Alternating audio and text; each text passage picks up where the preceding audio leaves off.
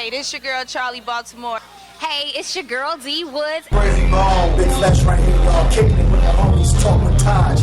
Yo, what up, y'all? You watching TalkWithTaj.com, TWTTV. Keep it locked in Napper Roots. Yeah.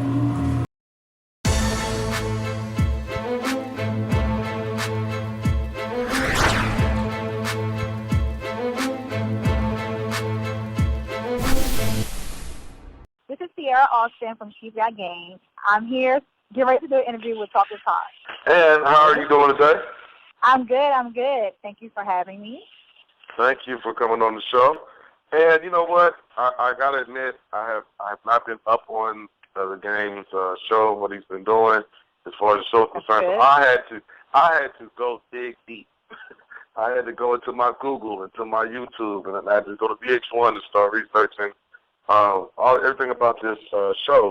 And one of the episodes that I saw you on, you actually left off the show. I don't think that's ever happened where somebody actually walked off on their own, but you had some concerns about Game and the other ladies. Now, my question is, with how difficult was it when you come on the show? You know there's going to be 12 other women, and everybody's shooting for the same goal. How difficult was it being on that show, knowing that you would have to probably deal with some of this going in?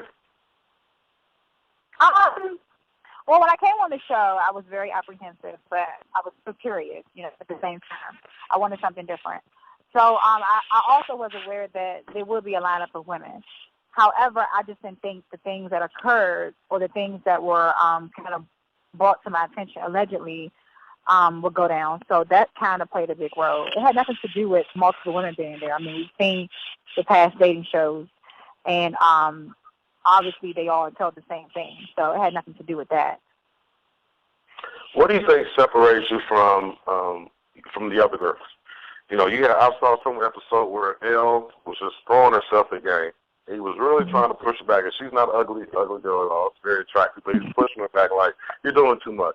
There were some girls there, you could just kind of, once you watch all these dating shows, you can pretty much tell who's who and what's what. But what separated Sierra from all the rest? At the end of the day, you kind of hit it right on the nail. It just wasn't Elle. It was the other women as well. Not all of them, but some of them. I feel like I just went there and I was open-minded, and I didn't really know what to expect. But I'm never the one to kind of push up on a man. Like, I don't care who you are. You could be Obama. At the end of the day, I just kind of went there like, I'm going to pick his brain. I'm going to see what he's about. And if we click, then we click. If we don't, we don't. I still won't leave there empty-handed. The rest of the women, I kind of feel like they all went there, saying to themselves, I'm just here for him and things like that. And I'm very strong-minded. So I think that was the biggest thing that separated me from him, and I didn't go to him at all. It was always him coming to me. I never threw myself at him. I never made him feel uncomfortable. I never made him feel like he could touch me in a provocative way. I respected myself, and he respected me back. Now, do you think it's difficult dating somebody like, the Game, if it's an artist or a ball player, people in the entertainment industry? Do you think it's very difficult to get somebody in the entertainment industry when they're, they're wealthy and every girl and every woman wants them? Do you think it's difficult to be able to find an honest relationship with somebody within the industry?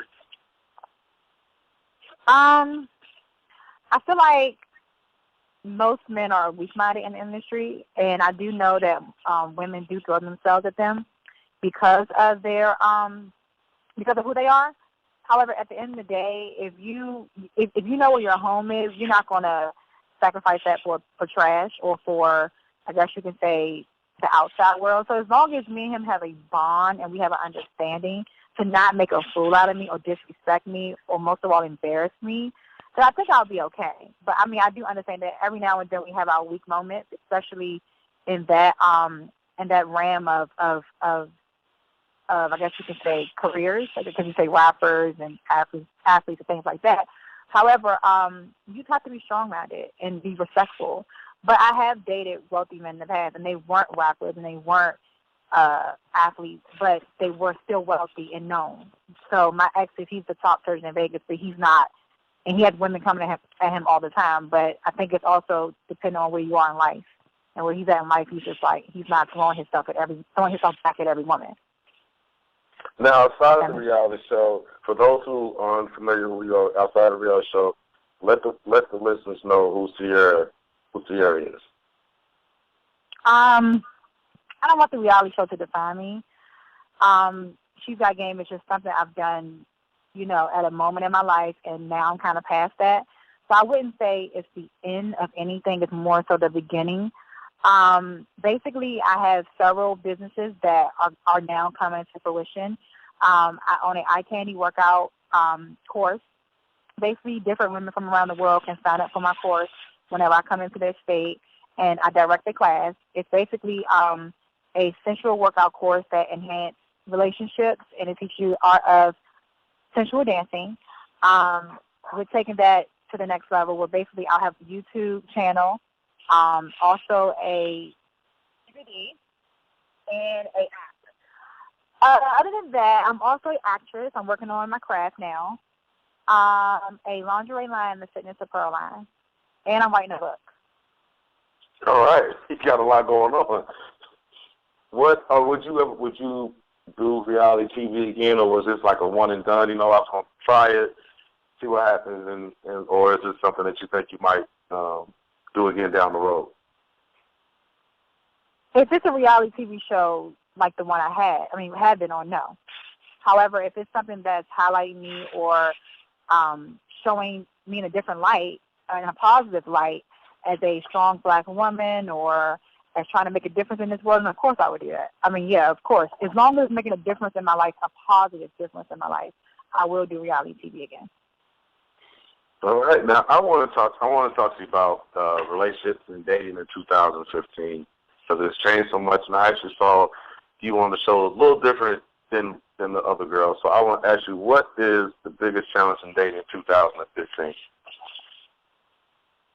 Women throw themselves at men and don't make them work for it.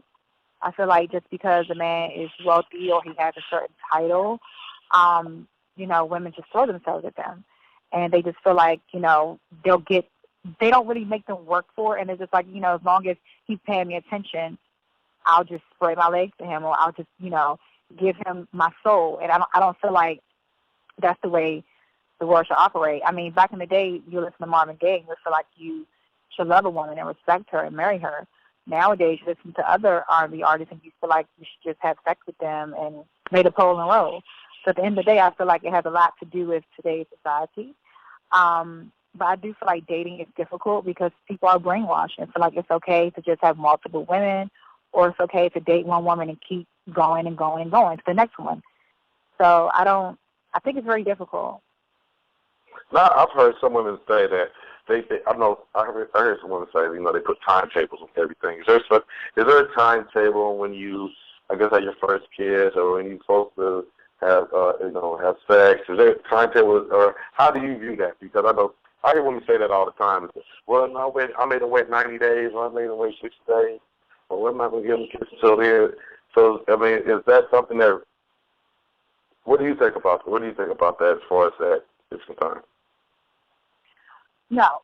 I don't have a time frame on when I would have sex with a man, but he's going to get the first night or the second or the third. Hell, I don't know. He has to work a little bit harder if he wants me to fornicate with him.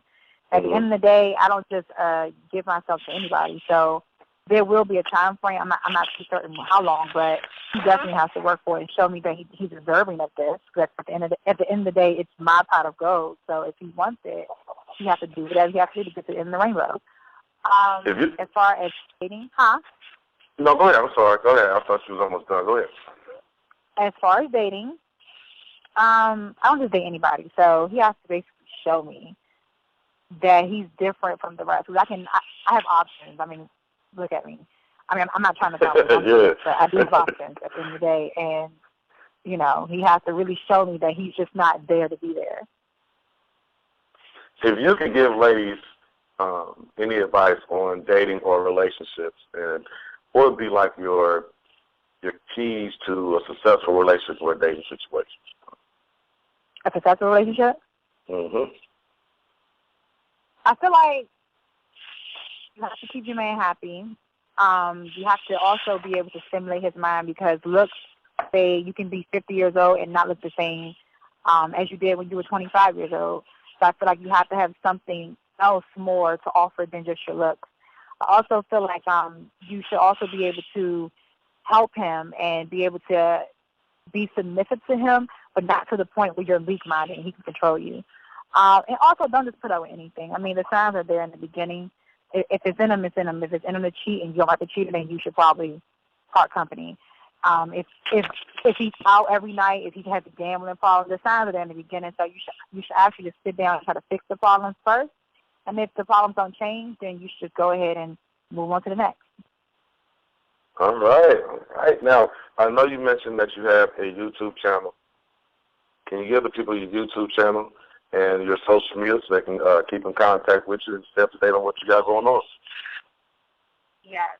My YouTube channel is I Am Sierra Alston, but it's still in the works right now. So basically follow me on Instagram and everything will be there. You can follow me at That Sierra Girl on Instagram. On Twitter, it's That Sierra A Girl, S2 A's. And on Snapchat, it's That Sierra A Girl. And everything will be there, all the updates, anything that I have going on, I post daily. All right. Now, I ask all my guests, this is like my one question I always ask everybody, because everybody gives a different answer. But if you can give people out there 3 keys to success, what would those be? What would that be? Don't depend on nobody. Don't depend on anyone. No, I know the feeling. Don't depend on anyone. At the end of the day, whatever you're good at, just try to maximize that, optimize that, and help other people. You know, God don't just bless you for you to be blessed. He does it for you to help other people. So if you want to be successful, you kind of reap what you sow. And I do believe that always learn, always strive to learn, no matter what it is. If it's reading, if it's a crossword puzzle, it doesn't matter what it is. Just always try to learn.